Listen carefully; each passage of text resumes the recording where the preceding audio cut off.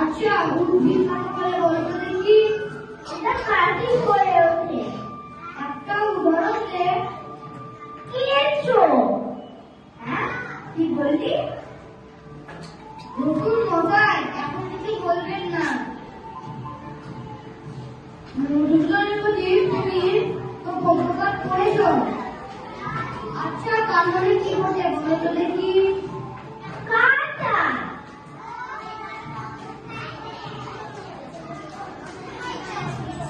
কি বোঝায়? মশাই মারেন কেন? আমি কি লিখতে বলেছি? আচ্ছা সিরাজদৌলাকে তৈরি রেখে ইতিহাসে কি বলে? প্রকার।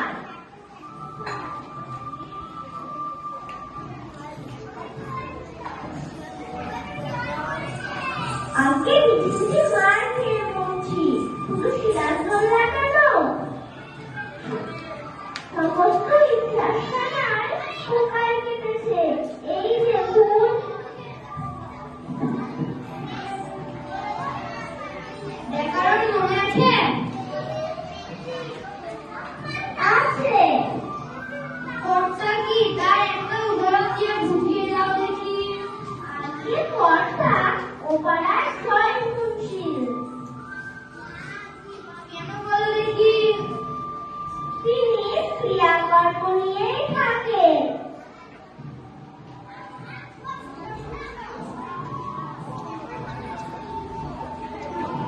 তোমার মাথা।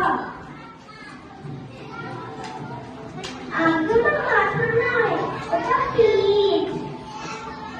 মুশকিলাপুর কাকে বলে? জানি রে।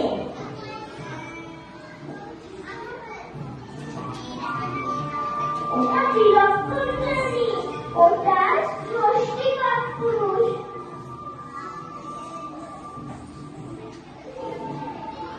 শিক্ষা হয়েছে? হয়েছে। আচ্ছা তোমাকে কারিগরের সঙ্গে দিয়ে বলে দেওয়া হয়েছে যে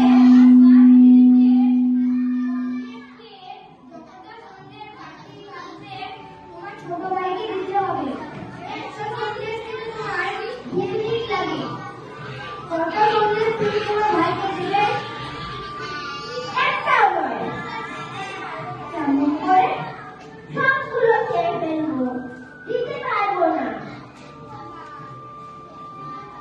আচ্ছা একটা বটগাছ যদি 70 ইঞ্চি করে উঁচু, যে বটে 50 মাসে পয়লা 10 ইঞ্চ ছিল, 50 মাসে কতটা উঁচু হবে?